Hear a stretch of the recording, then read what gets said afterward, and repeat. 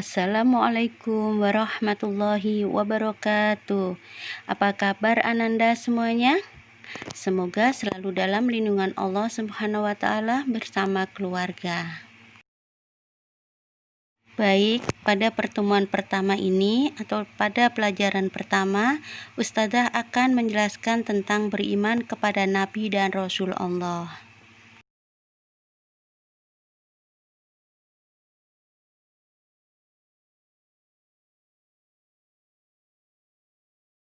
Rasul artinya orang yang diutus. Apa sih yang dimaksud dengan yang diutus?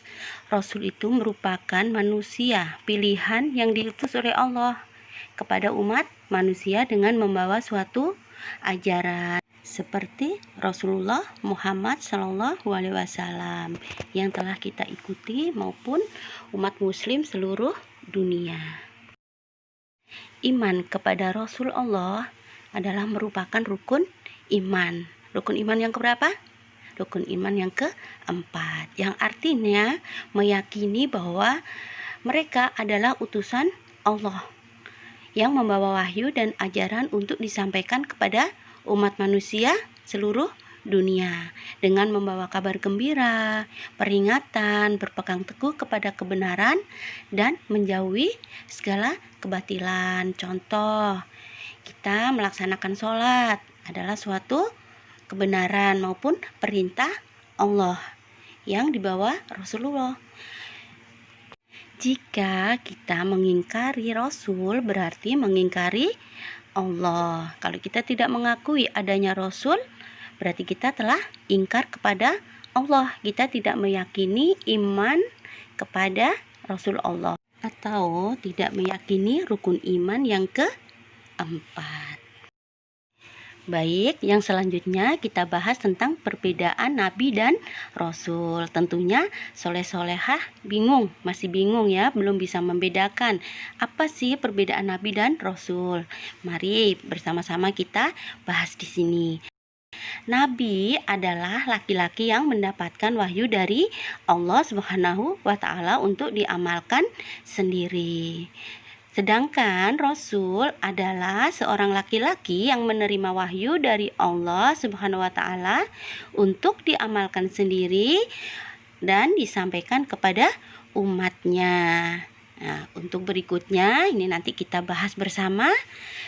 Contoh ya, siapa sih Nabi itu? Siapa sih Rasul itu?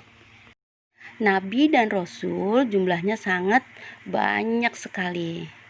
Akan tetapi dari sekian banyak nabi atau rasul, ada yang dikisahkan oleh Allah dalam Al-Quran dan ada pula yang tidak dikisahkan.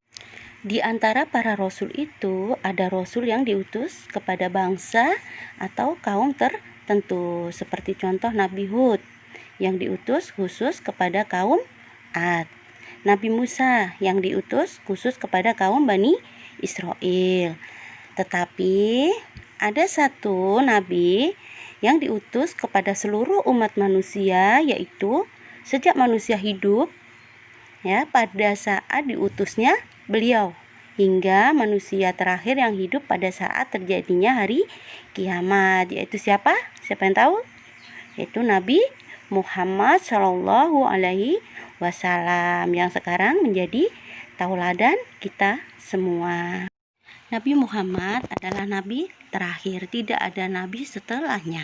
Jadi jika kita dengar ya, biasanya ini sering kita dengar nih, ada nabi lagi, itu adalah nabi palsu, karena Nabi Muhammad adalah nabi penutup dari semua nabi. Untuk selanjutnya kita akan membahas nabi dan rasul yang disebutkan di dalam Al-Quran. Ada berapa? Ada 25 nabi dan rasul yang disebutkan di dalam Al-Quran. Di awal tadi Ustazah sudah sebutkan, sudah Ustazah jelaskan bahwa nabi dan rasul itu banyak sekali. Tetapi yang disebutkan di dalam Al-Quran ada 25. Di sini siapa aja?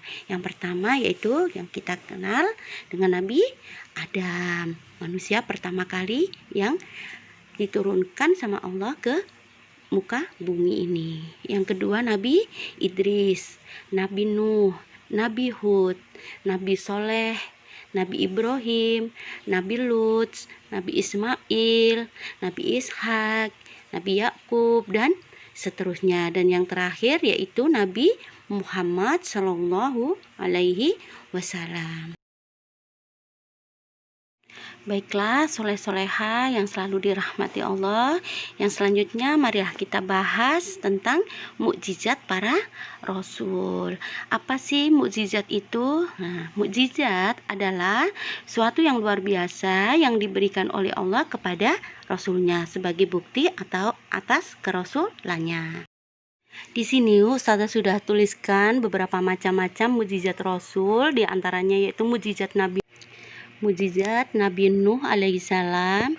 Beliau membuat perahu besar di atas bukit sehingga kaumnya yang beriman selamat dari banjir yang dahsyat, dan orang-orang yang kafir maupun orang yang tidak mengikuti beliau mati dan tenggelam di dalam banjir tersebut, termasuk anak beliau. Yang kedua yaitu mukjizat Nabi Ibrahim alaihi salam.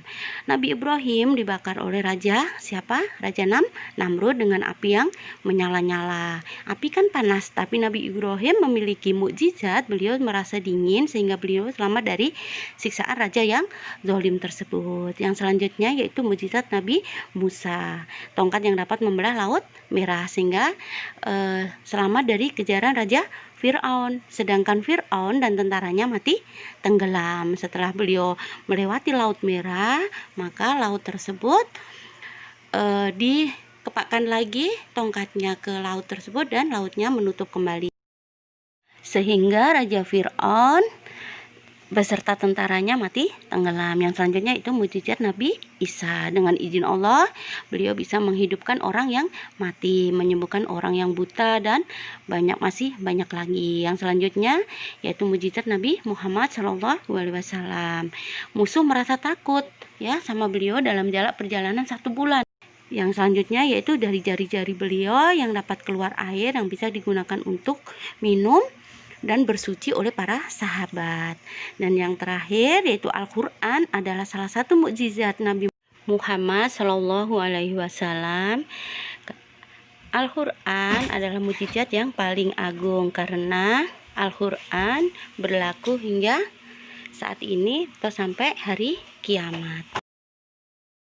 Baiklah, soleh-soleha, untuk pelajaran 1 sudah selesai. Di sini Ustazah memberi tugas, silahkan dikerjakan, dibaca kembali, dipelajari kembali materi yang Ustazah berikan. Semangat dan selamat mengerjakan, jangan lupa sholat dan berdoa. Mudahan apa yang kita pelajari hari ini bermanfaat dan Ananda semuanya paham dengan apa yang sudah Ustazah sampaikan. Semoga pandemi ini segera berakhir dan kita bisa bertemu kembali di sekolah bersama teman-teman dan ustazah sekalian. Baiklah Ananda semuanya, Ustazah akhiri, wabillahi taufiq wal hidayah. Wassalamualaikum warahmatullahi wabarakatuh. Jazakumullah khairan katsir.